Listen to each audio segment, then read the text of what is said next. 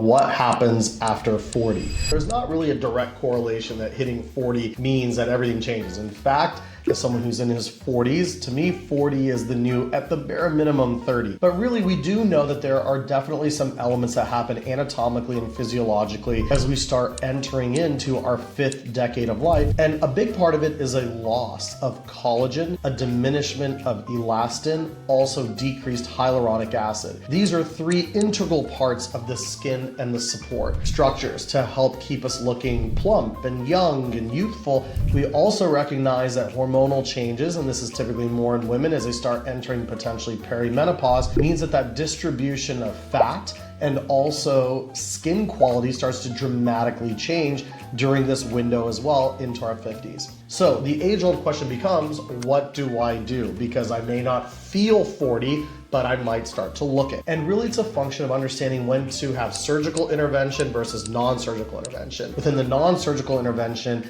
amazing skincare, great skin treatments like lasers, chemical peels, micro needling, energy-based devices, the plethora and gamut of those types of treatments are at our disposal. And of course we have fillers and toxin. And then of course the age-old question of when to get cut or when to have surgery. All this is dependent on your goals, expectations, longevity of treatment, and making sure that you have access to a great provider.